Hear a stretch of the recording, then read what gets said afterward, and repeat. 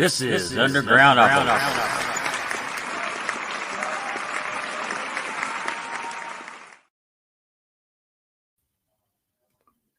Hey everybody, welcome to Undergroundopolis. It's going to be a good time again. I just got one little announcement before I bring my guest on because I'm really excited to talk to him. And the local ruckus brought to you by Undergroundopolis at 21st in Germantown, 1481 South Shelby Street, Louisville, Kentucky, May 11th. Which there's all kinds of events there, but the local ruckus brought to you by Undergroundopolis is May 11th, Thursday, May 11th, with Vale and Falling Tree Way, and this is going to be these kids bring a pack, man. It's going to be a really fun night. It'll be over around 10 o'clock. It's early. You can still get up, go to work without too bad of a hangover, and it's been really fun doing these events, and I'm really happy that they haven't pulled the plug or anything on me yet. They probably will one day. Everybody does. I'm just kidding. And got a few more episodes left before your humble host and narrator here is going to take a little break. You're going to take a little vacation. So y'all have to do without me for a couple of weeks. I know the disappointment you must be feeling hearing this news. But with everything that's going on, getting back in the studio with the new single. If you haven't heard my single that came out this month called Hoosier, please check it out. Check out the B-side. It's called Wrong Hole. It's probably as nasty as you imagine. And getting back in the studio, get back to work. And I've started painting again, which is right behind me. And I'm gonna dive into that a little bit because I've really been enjoying it. I mean, I used to do it quite a bit, and then I quit for a while. And so I'm probably going to just take a couple of weeks off, relax, and we'll be back at it. My guest tonight, we'll bring him right on. Tell us who you are, where you're from. What's up, everybody? We are SevenStones. I think we're going to just say we're based out of Chattanooga, Tennessee. But my name is Drew Elliott. Rich? Rich Aycock. Isaiah McDaniel. Kenny Kerr. What's your positions in the band? I am the lead singer, and I play. Couldn't tell. It's not me, everybody. It's not me. I play the lead guitar and the guitar on most of the songs too. So 90%. 98 now. 98 now. I play bass. I'm the drummer. Me too. The bass connection. Thunder Buddies, baby. Well, you guys have a new album out. Let's talk about that. yeah, Yes, sir. It's called Hurt Turns Into Hate. That's a great title. Well, thank you. We think so too. I guess we kind of stole it because a song actually was first before we decided to name everything, and it's been a labor of love for like 3 years between. Well, a lot of member changes, a lot of happening. The pandemic, it screwed up a lot of things. So it took us a while to get something together, and now solidify a lineup. And I'm just happy it's out, man. We releasing most of them as singles for the longest time, so a lot of it people have heard. But there's 2 or 3 on there that people are like, "Oh, we haven't heard that yet," and that's the more the direction we're heading toward now. But we've had a good time, and we want it to be successful somewhat, at least on our success. You've taken a step signing on with Pavement. I think that's a big deal. Oh yeah, for sure. We worked with them right after the pandemic, and we pushed Break, and they were really cool. They're like Tim King and Mark. They're all like really good people, and Barbara too. Sorry, not everybody knows Barbara, but at the same time, she's been awesome with us and setting up everything, and it's been really fun so far, and we hope to continue that. And we're just looking forward to see what happens in these next few months, and hopefully a lot of good stuff from it. Tim King was with Soil. Soil, yeah. So he's still there, man. That's what was crazy as hell. When we found out that it was him, and I was like, wait, why does that name sound familiar? And I was like, Soil. I was like, oh shit. I was like, It's the first concert I ever went to with Soil. Was it really? Into was with Soil, and like they're going to Australia soon with Static X. I'm pretty sure. You know what? They can pay us for promotion now. I'm just saying. Would you believe my scrawny ass works security for them for one of their shows? Oh, that's fucking cool. I mean, that's really cool. Don't believe it; it's a lie.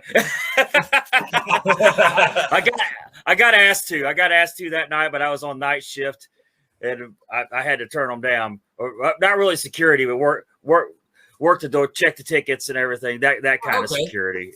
But still cool. Nobody I didn't really get asked to do that kind of thing either. Yeah, it surprised me. I was like, oh, you just asked on the wrong day, man. It's like I wish I could. That'd have been freaking awesome. I would love. There's like 3 other really great bands with them too. One was Lane's Calling, one was Beneath Black Sails. Ooh, yeah. You know who that? Huh? That would have been a damn good show to be like just attend. Let alone getting paid to work for a little while. When was that? What year was that? Gosh, it was before the pandemic. Okay, yeah, so everything after 2020, time is like warped. Like it doesn't feel like it's 3 years after that either. No, life's been weird. Yeah. Well, Hurt Turns Into Hate. You said that was a song? Yes, sir. Tell me about the song. Tell me about that song. Well, it's mainly about I think that most people go through of like having not everybody, but like a bad breakup or a relationship that just it's not right for you, and you're just like you're so down and out about it, like it just hurts. Everything they say just hurts you, and then one day it just clicks. Like I'm not hurt anymore. Like I'm fucking pissed. And that's kind of where the whole thing just like, don't lead me on. Don't drag this shit out. I'm over it. I'm over and done with it. I'm done being hurt. I'm fucking mad. I hate it. Tell me about Take Me Home, which is one of my favorite songs. It's a good story. It's a good story. Yeah, I'm good at this. So the majority of the lyrics I write, it's usually based off of like, so Hurt Turns Into Hate, so backtracking a little bit. I had felt before myself, but I was watching 2 of my friends go through the same shit. And I watched a phone call, his face going for being hurt because he was down about it. And he was just mad as hell. And so I was like, man, I could reconnect to that and remember those feelings and wrote that song. And then Take Me Home, I was a dumbass. I still am. But I like to party too hard.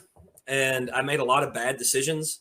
And my good friends that drove me to that bar. And I remember like I pissed everybody off and I was like on the verge of getting kicked out. And then I was like, dude, I need to go. Like we need to leave. And I felt so bad because I was so drunk in the back of this car on the way home. And I was like, man, just take me home. Just take me home, man. And I woke up the next day and I remember thinking about it. And then I ended up writing that song. Like right off of it. I was like, you're a fucking moron. Like you should have done most of that shit that you've done. And there's a lot more details, but I probably go ahead. That to be like going out and being recorded of the personal decisions that I had made. So that's the gist of it. No. Tell us about the poor personal decisions. Oh, God. Substances were involved, and I was just being a total moron, which is not usually, on a regular basis, not usually me. And pissing off females, which is also not my thing either. And I just broke it up with somebody too at the same time. So it was like overcompensating, trying to get away from some shit. And pretty sure I got smacked that night. Deservedly so. Over all that shit. And then everybody was mad at me. And I was just like, oh my God. And you could feel that. Everybody knows, well, probably not everybody that can control themselves with alcohol and or liquor. And I can. You don't feel a lot of things. But I remember walking out of there, I was like, man, everybody fucking hates me. I don't want to be around anybody anymore. And then just telling them to take me home. I don't want to go to another bar. I don't need to go anywhere else. Just take me the fuck home, please. Well, I'm glad I picked that one. I'm not. But let's thank you at the same time. Hi, we're SevenStones. Tell me about Save Today. That was written like pandemic wise of well, everything was in turmoil. Everything fucking sucked. I think everybody remembers that. And it was like more of like taking every day, you know, live today like kind of like your last day or whatever, and like enjoy it at the same time. But it talks about like the bad shit, you know. But save today, take it as it is, and keep going because you're not promised tomorrow. This one of those kind of. Because that's That's a good song. The pain and forget about it is. Oh yeah, that's the lyrics. Yeah, Yeah, the pain. yeah. You remembered. I know. Yeah, well, now, yeah, I have a really bad memory of like remembering my own lyrics. We have a cooler up here for this, by the way. The truce policy is that's a real question. We're doing good so far. We got like 2 or 3 questions in before I needed another one. Of course. That's a really great song. Safe Today is. So because it is my show, I get to pick out the songs I want to talk about. You do you, man. I'm waiting for one. I'm waiting for a certain one that has a huge story behind it that we actually it was meant for something else. If I don't say it, I want you to say it, we still talk to it. We still talk about it. my last one that I picked was Fly of Fall. Yeah. I thought I wrote. That's the one song that I was actually thinking positively of writing lyrics wise. And the first time I'd actually say this, it's a little small tribute to Matthew Wilder, the artist from the 80s, of like, you're not going to break your stride. You know, so I put that in the lyrics in there too. But it was like just the most positive song that we ever had, and it bounces. But you know, I get to yell at it a little bit, and it's actually a lot of fun. I love that song. It's one of my favorites off the album, if not the favorite. It's fun, yeah. Thanks to old Limp Bizkit fan back here writing that riff. Which we all love Limp Bizkit, I'm pretty sure. Don't be knocking the biz. Nobody's hating on Limp Bizkit at all. That's like one of the bands from the 90s that I never did see. Like, oh, dude, same. We were supposed to play with them at Blue Ridge, and I think they backed out because it was right after COVID, and because of COVID, they backed out. Yeah, they had to. I was looking because they were going to close down the show that night that we played at Blue Ridge, and I was looking forward to it so much. I was like, dude, I finally get to see Limp Bizkit, and they couldn't do it, but they replaced them with The Offspring, which actually is a band I never thought I was going to see live. So I was actually really pumped about The Offspring being there. So it was a good replacement in my eyes. That's a good one too. Oh, yeah. So many things, and I try not to touch on the pandemic a whole lot, but I've never brought this up in a show yet, and I'm surprised. It's like so many people weren't understanding. You know, they can still go out and tour. And what you don't realize is everybody's on a bus. You know, a bus or a van, man. Like it's a dangerous game to play. Yeah, if one person gets sick, guess what? The whole van, the whole band, the whole bus, they're all going to get sick. And you don't know we didn't know how we were going to react to COVID just yet, you know? Yeah. And then a lot of people that had it didn't even know they had it. Like, and then they could still give it to everybody the hell else. And then they could be like literally dying from it. And nobody have a fucking clue what had happened. And then, I mean,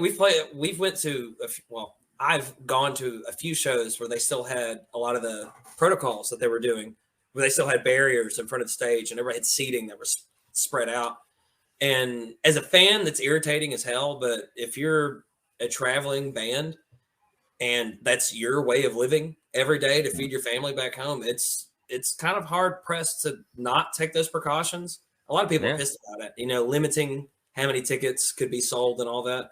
So like, we get it. Like, we understood it. It sucked. And we ended up canceling a lot of shows because of it. Because I mean, who's going to come out in the middle of that? So it was a rough time for everybody, I think. Thank God it's over. Yes, and hopefully it does not fucking ever come back. Wait another 40, 60 years for another pandemic, please. Can we, Who like- who the hell would have ever saw that coming? You know, as medically advanced as we are at the in 2000 in the 2020s. Yeah. Come We're supposed to on. have flying cars and shit, man. Not this shit. There's not even a cure for herpes. This is crazy. What was the song you wanted to talk about? The one song that we're not keen on playing because it really doesn't make sense at all. Like if we start playing it, it's Killing Season. It was brought up to us that a haunted house in Alabama, close to where Kenny's from, they were like, "Hey man, like you guys are in a rock band, like we want to do like a possible like a theme song," and it was Corpsewood Hollow. Corpsewood Hollow. Okay, I'm making sure that the chorus was correct. I'm making sure I didn't fuck that up. What it's called? The place doesn't even exist anymore. And it was right after. Yeah. It was right after it. So they brought it to us, and our old drummer, which is actually he's like his best friend, Jacob was one that was talking to us about it and was like, "Hey, Corpsewood Hollow wants us to do a haunted house kind of like theme song." And I was like, "Oh shit, I can run with those." Like, started writing them in my head as he was talking to me.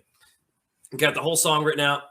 We wrote the riff and everything to it, recorded it, and then pushed it out pretty quick.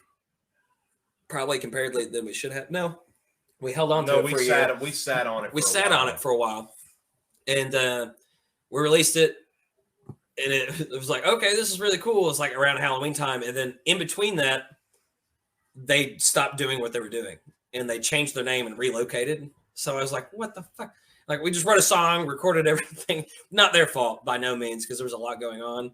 But that like writing it for a haunted house type thing is where my mind was at. So playing that live and people don't know that, it's just like, where is this coming from? Like, why is this like so dark and fuck that? Like, that's where it's from. So anybody has a movie or a TV show they want to use it for, please, for the love of God, pick up the song. How many videos you got out? Oh shit. Not a lot, but we also like it's because it's been like a 6 to 7 year span, and the lineup has changed so much. Okay, like actual like music videos, visualizers, because I think we have 3. Well, Romeo was the first one. Romeo, Save Today, and Break was a visualizer. That Break was visualizer. I mean, Take Me Home was a visualizer too. Do we have a visualizer tank? Yeah, it's the one with the snow. Ambient snow, and then we haven't. Has it been released yet? We have one for Hellbent. We've got another one for. Oh my god! Yeah, that's some old shit. Yeah. Needless to say, there's a few videos out. There's a few videos out, and we have one coming out soon. Date to be announced. Yeah. No Safe Bet is going to have a music video to support. Yes. Yes. My mind just went blank. I wasn't there thinking. Touche, sir. Touche on your question because I kind of freaked the hell out. I forgot about What would you say? What would you say your favorite show you've ever played was? SevenStones. Oh man. Blue Ridge was something else for me. Yeah. Blue Ridge was fucking massive, which 2 of the guys weren't a part of the band yet. I'll give a cool answer. So the second show I ever played with SevenStones, we played. My first show was a week prior or 2 weeks prior, just to get my grips, and I'd been in the band for a month. Yeah. Well, they're like, hey, by the way, we're opening up for Blackstone Cherry. Oh shit! We played a 1,500 cap venue opening for Blackstone Cherry, being the only supporting band. As my second show with the band and my second show as a guitar player, period. Oh yeah, in the extent of my musical career. Oh wow! So, like I grew up playing bass. Yeah, and I'd always played guitar and been pretty good at it, but nobody ever really needed guitar players. So right, I always took the bass positions, and then they took me. So yeah, my second show ever was to 1,500 people. Pretty cool. Yeah. It was fun too, though. I was trying to think. The last show we played in Idaho. I was about to say Idaho is really Cruisers Bar and Grill in State Line, Idaho was really fun. That was our last personal that was a tour we did on our own. Yeah. And we went all the way out to the Pacific Northwest and Cruisers in State Line, Idaho.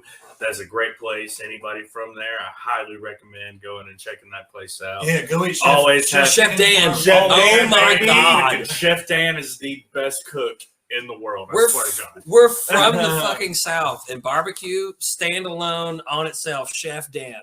Yeah. It's a State Line at Cruisers in Idaho. Got that phenomenal mac and cheese, bro. The brisket, man, all of it was good. It was insane.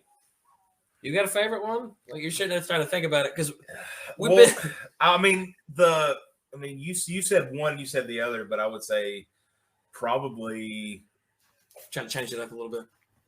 Probably either our first show at Songbirds.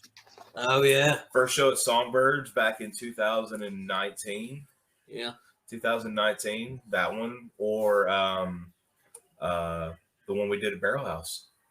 Barrel House was fun too. Yeah. See, Songbirds is it's a museum, guitar museum, and they have millions of dollars worth of guitars that you just play right next to, and they've got first edition Tellys and first edition Les Pauls and all this stuff, and then fucking amazing, crazy expensive guitars in there. Yeah, they have Chuck Berry's guitar, Jimi Hendrix's guitar, and stuff. So before I joined the band, these two guys got to play there quite a bit, and that place is dope. Yeah, it was really fucking awesome. And they gave us a tour of the museum because the museum's upstairs, and then the venue is downstairs, which the venue is now closed. But they have a stage upstairs now with the museum, so they still do a lot of private and really cool people that come in and play shit that's upstairs. And it sucks that the bottom half turned into a nightclub now. Mm-hmm. Kind of hurts my heart and our soul. Again, tributed to the fucking pandemic did that. Yeah. Ruined it all. Well, you got a tour coming up. Oh yeah. Mm-hmm. Texas Hippie Coalition. We are looking forward to that one a lot. Yeah. Those guys have been really cool, in talking to them so far, and we're really excited, especially starting off in Texas with Texas Hippie Coalition. It's gonna be a good time, man. We're really pumped, and then we're going to New Orleans after that too. I can't imagine the party slowing down. No, maybe you'll see Phil or Pantera. Oh my God, Anselmo. Sorry. Oh my God. Please, I would love to meet Phil. Wait, are they done? Are they off tour after that? That's what I was just going to say. It was I don't even know. Have they started their reunion tour yet? Yeah, I think they're still touring right now because they were in Europe last time I checked. I think. Yeah. Just kicking ass, which is still fucking cool, by the way. I mean, you can only do so much, and a lot of people got so mad. It's not really Pantera. Well, no fucking shit. It can't be. But you could still Benatate and fucking Zach Wild filling in. Yeah. That's pretty fucking badass. How are they getting mad at it? Yeah. Got Anthrax drummer and Zach Ozzy's guitar player. You know. Yeah. It's how are you gonna get that pissed about? We know Dimebag's not there. Yeah. We get it. Of course, he's been gone for a while now. And of course, you got the other assholes saying, "Well, Phil's not even the original singer." Well, yeah, that. Oh my God, they were a glam band before they fucking started that. God damn it! But he knew that the too. original, but he was the only one that really mattered. They were barely even under the name Pantera at that point. Yeah. Hey, tell me about opening for you. Oh shit! Yeah. Oh, okay. So, thank you. I totally forgot about that. We're talking about fucking Pantera. So. Sorry, we're talking about Pantera. So, we did a tour with Yngwie Malmsteen. Oh wow! Yeah, he's a sweet guy. Really? No, or are you being sarcastic? I was because he doesn't seem like it. Dude, so mentally all prepared. The stories are true. They are. So mentally preparing to that, being a Pantera fan, watching the Cowboys from Hell video, we were I don't like fucking donuts. We're okay, there's no way in hell this dude could be that way. There's no way in fucking hell. we're gonna play like for 2 weeks with this dude. We're going to each venue, playing with him, having a good time. Wasn't that way exactly. So like we didn't get a green room, like we didn't get a ride or anything. He was like, "Oh no, unless there's 3 green rooms, you guys won't get one." I was like, "Okay, that kind of fucking sucks." So in a van traveling around, you know, and not being able to like even shower or like do anything, can't be in doing sound checks. Like this might be uncouth to say this about being on tour with the guy, and everybody's gonna get mad at me, but I really don't fucking care because the guy wasn't that goddamn nice. Let's just be fucking honest. We didn't get to meet him until the last show in Greensboro, North Carolina, which was a blast, by the way. That was actually one of those other shows that I really had fun with. But that was the show. That was the show. That's the fucking segue going into the story, dick. All right, so the last day of the tour was in Greensboro, North Carolina, and it happened to be Dimebag's birthday. And us all being Pantera fans, we knew about the video. We stopped and got donuts on our way there. So we did a video of like telling Dimebag happy birthday with Yngwie sound checking in the background. So you can hear him doing his sound check the whole time and just doing like a little cheers of a little donut from the fucking gas station to him. And it was a little ode to Dimebag of being a Pantera fan. Made me really happy. And not having to go to really small venues and having to deal with fucking Yngwie anymore was really nice too. Those were theaters. Well, I say they were small because we didn't get to. They were fucking huge for us, but like, I didn't like wiping my body down with wet wipes because he wouldn't let us in the fucking green room. I was kind of fucking pissed about it. It's like, come on, there's a shower in there. Let's fucking just wash our balls. Come on, it's not that fucking hard. No, man, you got to stink, or you haven't been on the road. So, by the way, the rest of his crew and his band were fucking awesome. Oh yeah. They were so sweet. Shout out to Steve and Chris. Yes. And Emilio. And I can't remember his name ever. Nick. And Nick. Yeah. Who was the drummer? Nick. Nick was the drummer? Nick No, Nick was the keyboard player. Yeah. It's been a couple of days since we were there. So, damn it, I can't remember the drummer's name. His whole crew's they were really fucking sweet, man. We had a good time. And Manager Chris was Yngwie's still very talented. There's no doubt about yeah. it. He shreds really fast and he does his thing. But that's all he is. That's basically That's all he is. He's still living in the 80s. I've always heard horror stories about Yngwie, like Vinnie Vincent, Yngwie. They're not exaggerated. Believe all the stories. I thought they were kind of over exaggerated too. He's an introvert. That's why. Well, guys, anything you want to add in before we wrap it up? Starting to run out of time here. Just go listen to our album or listen to us website, Bandcamp, Linktree. Say it again. SevenStonesOfficial.com is our website. We've got merch. We're working toward getting physical copies of CDs for the new release. It's Seven Stones on Facebook, Seven Stones Official on Instagram, Seven Stones Official on TikTok, and Seven Stones on YouTube. There we go. He knows all this shit. And Seven Stones We're going on tour with THC. Yes. Today. THC. That's what I was going to say. I was going to say their first album was called Pride of Texas, and it's like Texas Hippie Coalition, THC, Pride of Texas, pot. I get it. I get it. They have bong sponsorships. They do. Oh, yeah. But hey, grab bongs. we also just picked up a show with Buck Cherry May 2nd in Chattanooga too. So we're opening up for Buck Cherry soon. So if anybody is around that fucking area on May 2nd, come party with us at Buck Cherry. Or just fly out. We'll take care of Or it. fly out, yeah. We'll give you a beer. We'll give you a beer. Maybe a place to sleep somewhere for a day. Thank you guys so much for giving me your time here. If you like this video, please hit the thumbs up or follow on Spotify or whatever lame-ass streaming service you use. that totally exploits the artist. I'll just get that jab in there. It is what it is. I know. I can't do shit about it now. Thanks, Rob. Nope. You're the man. Yeah. Good. Cheers, bro. Thanks, guys. I'm your host, Rob Lyons, signing off.